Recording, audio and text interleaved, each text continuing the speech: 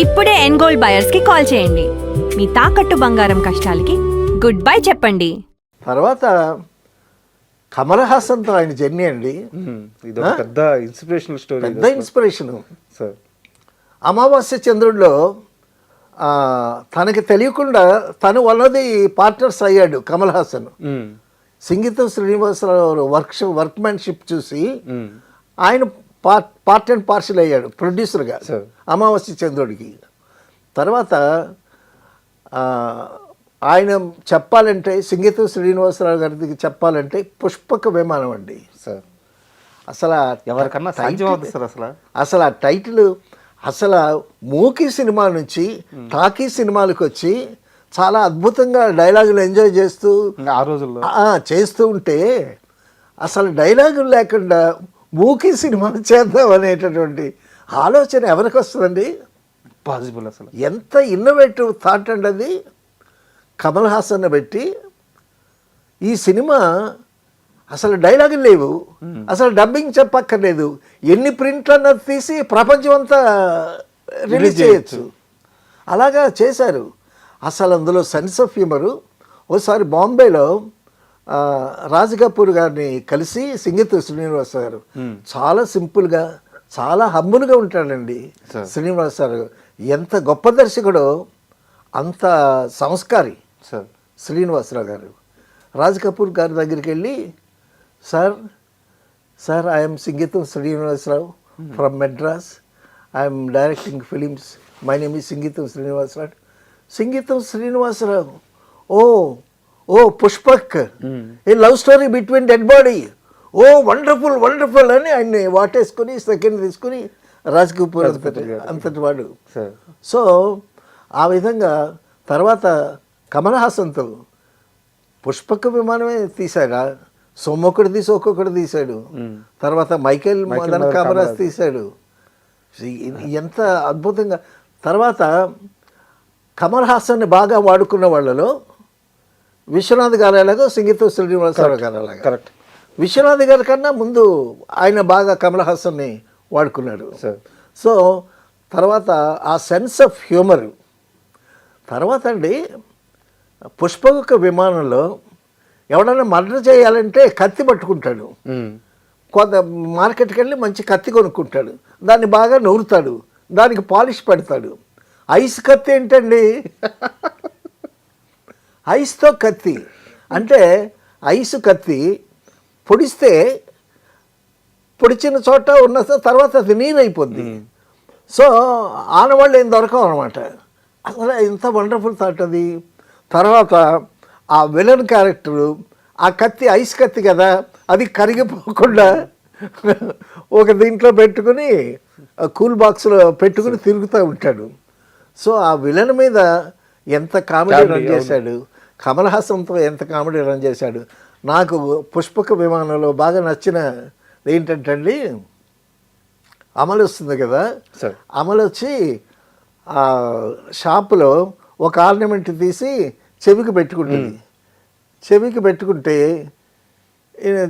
చూసి సైకిల్ చేస్తాడు. ఏమని అంటాడు అంటే బాగాలేదనమాట. దానికి కోపం వచ్చింది. కోపం వచ్చి తర్వాత అది పడేసి మరొకటి పెట్టుకుంటుంది. మరొకటి పెట్టుకుని ఎట్లా చూస్తుంది. చూసేసరికి అంటాడు, అనేసరికి ఆవిడ నవ్వుంది. సో ఆ విధంగా వాళ్ళ సైలెంట్గా సీన్స్, ఫేషియల్ ఎక్స్ప్రెషన్స్తో అమ్మాయి చేత కూడా ఎంత బాగా యాక్ట్ చేయించాడు. ఈ మొత్తం ప్రాసెస్లో కమల్ హాసన్ గారి మీద వారిది నమ్మకమా వాత్సల్యమా ఏంటిది? అంత పెద్ద జర్నీ సాగడానికి ఇద్దరి మధ్య. ఎందుకంటే కమల్ హాసన్ టాలెంట్ మీద నమ్మకం అండి ఈయనకి. కమల్ హాసన్ టాలెంట్ మీద నమ్మకం కన్నా ఆయన టాలెంట్ మీద ఆయనకు గొప్ప నమ్మకం. దానికి ఒక మంచి ఆర్టిస్ట్ తోడయ్యాడు. ఇప్పుడు మంచి టెక్నీషియన్, దానికి మంచి ఆర్టిస్ట్ తోడయ్యాడు అనుకోండి, అద్భుతమైనటువంటి పర్ఫార్మెన్స్ వస్తుంది. తర్వాత ఆర్టిస్ట్ కూడా మంచివాడైతే తర్వాత ఇంప్రవైజ్ చేయటానికి కూడా బాగుంటుంది. సో ఒక షాట్ అనుకుంటా. తర్వాత వగదీపం వెలిగింది సినిమా చేసాం ఆయనతో. చేస్తానండి చంద్రకళ, రంగనాథ్ హీరోయిన్లు, జగ్గి గారు మరొక పేరు. ఆ కథని ఒక రా స్టోరీ అనమాట. ఆ కథని మొదటి సీన్ నుంచి లాస్ట్ సీన్ వరకు డిస్కస్ చేసి టోటల్ షార్ట్స్ రాయించాడండి ఆయన. Total shots with dialogue. Sir so ఒక సీన్ చదవటం అనమాట. సీన్ చదివిన తర్వాత ఆ సీన్ని ఎంత ఇంట్రెస్ట్గా ఎంత కొత్తగా చెప్పాలి అని ఆలోచిస్తూ ఆ సీన్ని కన్సీవ్ చేసి మళ్ళా దానికి డైలాగ్ ఫామ్ తీసుకొచ్చి ఇది పాఠం సార్ ఇప్పుడు వచ్చే మేకర్స్కి. అవును, ఏదో ఇప్పుడు ఒక సీన్ రాసేసుకున్నాం కాదు, రాసిన తర్వాత దాన్ని ఇంకా ఇంట్రెస్ట్గా ఎలా చెప్పొచ్చు, ఎలా ప్రజెంట్ చేయొచ్చు. ఇప్పుడు శ్రీనివాసరావు గారి ప్రస్థానం అంతా మేకర్స్కి ఒక పాఠమే. డెఫినెట్గా. తర్వాత అండి అలాగా ఒక దీపం వెలిగిందికి మొదటి నుంచి లాస్ట్ వరకు షార్ట్స్ రాయించాడండి సార్. ఆ షార్ట్స్ రాయించి లెంగ్త్ ఎంత వస్తుంది, తర్వాత దానికి కాస్ట్ ఎంత అవుతుంది, ఎవరెవరు కాస్టింగ్ పెడితే ఎంత అవుతుంది అని టోటల్ షార్ట్స్ వేయించిన తర్వాత ఆ బడ్జెట్ కూడా ఫిగర్ వేసి ప్రొడ్యూసర్కి చూపించాడండి. షాక్ అయిపోయి ఉంటుందేమో. తర్వాత ఆయన మంచి మ్యూజిషియన్, చక్కగా పాడతాడు. రాజేశ్వరరావు గారు అంటే చాలా ఇష్టం. రాజేశ్వరరావు గారి మీద చల్లగాలిలో అని రాజేశ్వరరావు గారు ఒక పాట ఉండేది. ఆ చల్లగాలిలో అని పెట్టి తర్వాత ఒక పెద్ద ఆల్బమ్ తయారు చేశాడు ఆయన. అందరు సింగర్స్ అందరినీ పిలిపించి తర్వాత రైటర్స్ అందరి చేత చల్లగాలిలో అనేటటువంటి పల్లవి తీసుకొని చరణాలు మాత్రం వేరే వాళ్ళ రాయించి అందరు సింగర్ చేత పాడించి ఒక పెద్ద ఆల్బమ్ చేశాడు రాజేశ్వరరావు గారి మీద. సాలు రాజేశ్వర గారి మీద పెద్ద ఆల్బము, చాలా అద్భుతమైనటువంటి ఆల్బము. మీరు అన్నారే పాఠం అని, మ్యూజిక్ డైరెక్టర్స్కి అదొక పెద్ద పాఠం సార్. తర్వాత ఆయన ఎంత చక్కగా పాడతాడని మ్యూజిక్ సిట్టింగ్లో కూర్చున్నామండి. మ్యూజిక్ సిట్టింగ్లో కూర్చుంటే ఆ మ్యూజిక్ సిట్టింగ్లో కొసరాజు గారు పాట రాయడానికి వచ్చారు. రాజేశ్వర గారు వాయిస్తున్నారు.